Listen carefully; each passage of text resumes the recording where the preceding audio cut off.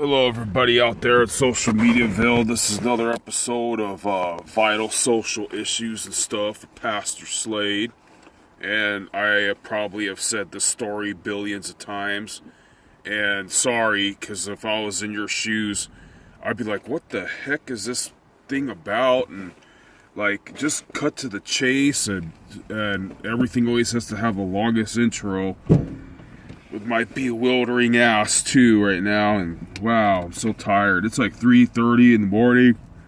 I'm a night guard, and you guys, I'm really furtive because I believe in like the book 1984 is gonna happen, where in this day and age things like facial recognition technology,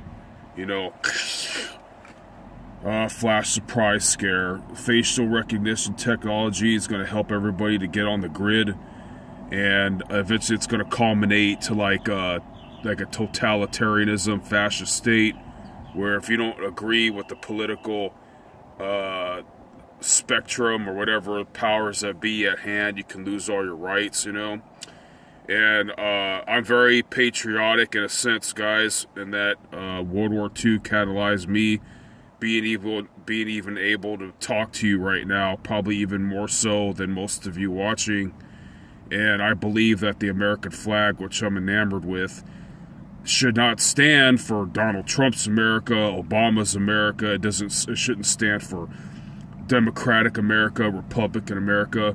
I believe, and I'm sure you'll agree, the American flag stands for that you should have the freedom to legally and safely say, do, be, or believe anything that you want, as long as it's like, as long as it doesn't physically harm another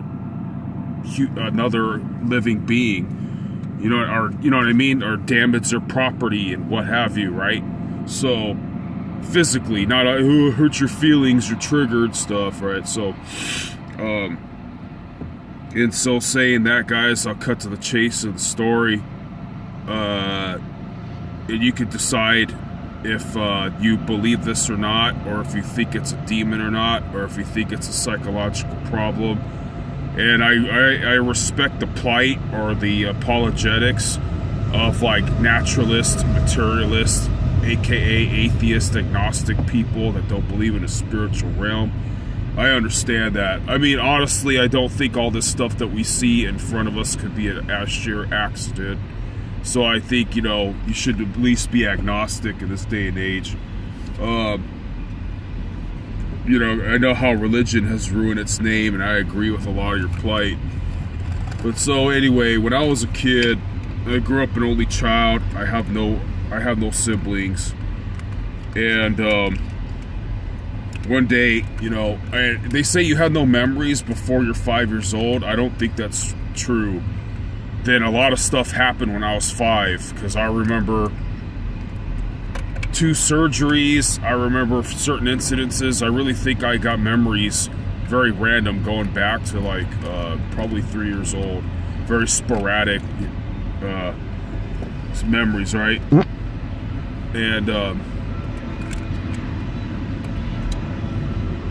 so there I was like playing with a toy. I think it was a toy car, and my mom's friend Sandy is gonna come over, and I get excited because it's gonna be a lively setting. It's always too quiet, it's always too mundane. I get to like show off my cars or toys or something like that. And my mom wanted everybody to pretend like we're not home. I don't know how that could happen with the car being there, to avoid this person who's knocking at the door. And then I got sad, and I don't know why I got emo goth there for a second, but I started giving in to that sad feeling. I don't know, it's as if I liked it or whatever. I had come to pay for that shit later in life, but I just kind of gave in to being sad. And mind you, at this time in my life, I'm 3 to 5 years old. My very overtly religious home at that time would very much so inhibit me from watching any kind of lore or macabre things that was probably going on at the time, which was probably like Freddy Krueger stuff, which is probably like Gizmo or the Gremlin stuff, which was probably like Friday the 13th. And I do admit, I think around that time I did see like it was probably like around Halloween. Went to my aunt's house, and they had some kind of like decorations. I think there really was like some scary looking tree looking thing, like, you know, like if you ever see Mortal Kombat 2, like the living forest. So anyway, I'm trying to side with a naturalist or scientific view of how I had a vision of something that might interest you. So, excuse me, gotta drink some coffee. So, I had this brief vision that would haunt me for a long time, but it was every time in the daytime, I could kind of go back in my mind and investigate what the heck form this thing was, right? Oh, wow, I'm sorry for another tangent about atheism and stuff. Like, if you ever see Bill Maher's documentary that trashes Christians, he goes and he interviews, like, the most lay-ass people in America regarding religion. Motherfuckers like that never take their plight up with, like, a guy named Ravi Zacharias, especially a guy named, like, William Lane Craig. Those two names I just spat at you, to me, are the most best purported plights for creationism. And those two guys are not dickheads. I know how a lot of people don't like religious people. I can really relate. So back to the story. It's as if my mind or envisioned or like went to a realm where like the scenery is kind of like a gray blue. Now, in this realm, there's no time. I knew that before I ever would come upon some kind of documentary or testimony of people who say they visited the afterlife with near-death experiences. And in the middle of this room or place, there's some like shadow, contorted, malignant, evil-looking tree, and it's like splattered with tar, or it's a shadow, and you could tell that it's conscious. It's the most like formless, most contorted, scrambled, abstract, horrific looking fucking thing I could ever imagine. If you ever look at my lust demon stories, at least that thing had a fucking form. It looked like a humanoid. That was another like vision I had. I had like total like 3 visions of demons, like these like monster looking things that I would try to draw during the daytime and like freak out my parents and stuff, and I don't know where the heck my idea got that from. And I could go on and on about how like starting at 5 years old and starting to get really, really bad after I let some chick read my tarot card shit. Like, hey, I got no hate at pagans. I didn't mean the card stuff shit or anything. But, I was around 10 years old, and foreboding presences and, like, shadow fucking things in the corner of your fucking eye. The whole thing that other people mention that I know how it sounds to naturalist, materialist, atheist people. Like, oh, it's in the corner of your eye. It's always in the closet. It's always in the foreboding distance. Yeah, foreboding presences, feelings of being watched, sleep paralysis. Pretty bad episodes of sleep paralysis. There you go, the shadow tree thing. I always thought it was the demon of depression. And a documentary, man, I wish I knew the name right now. Look up demon documentary. If it's on YouTube, it has like an orange background, and it's hosted by some Irish guy. I believe he mentions the name of what I might have seen. And anyway,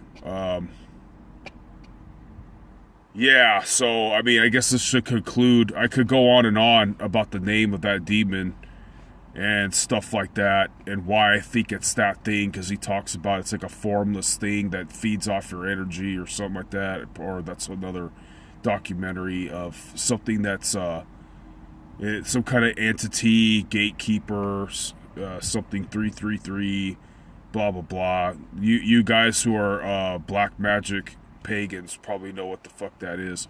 The only reason why I think it's that thing is when this guy's mentioning what kind of shapeless, formless, horrific thing that thing is. That's what I saw. I saw a shapeless, horrific fucking thing.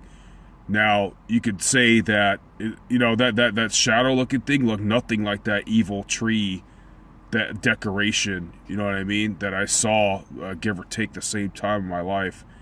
It had nothing like that. I mean, I just figure it's a tree. It's just a shadow, a formless thing. And come to think of it, it's a long story, but I really do believe, whether it was a dream or not, during sleep paralysis episode when I was around 16 or 17, I saw that motherfucker starting to materialize in the distance. Fucking round red eyes, like fucking popping into existence one at a time and shit. And I can see how someone would say that's the Hat Man. It's kind of, it has the same silhouette. So maybe what my brain is interpreting as some kind of fucking tree shadow, some other people see it as the damn Hat Man. And you can look that stuff up too. Sleep paralysis is real, guys. On another episode, I don't have time. I'd like to disclose to you why I think that, because I investigated the scientific plight of what sleep paralysis is, and my most recent episode of that thing, it kind of confirms to me that I don't think it's scientific. I really don't. I really think it's an entity. And like, if you captivated this long by the story, please drop a comment or try to argue with me or ask me why I think I'm a better writer than I am a texter, writer than I am a speaker. Why I think that I honestly analyzed. I'm not some like fictional loving person that I want to believe this is true. I really sat there and tried to eat too much salt before I go to bed. What the heck happened? I really do believe it's an entity, and please ask me why I think that. Anyway, guys, bless you.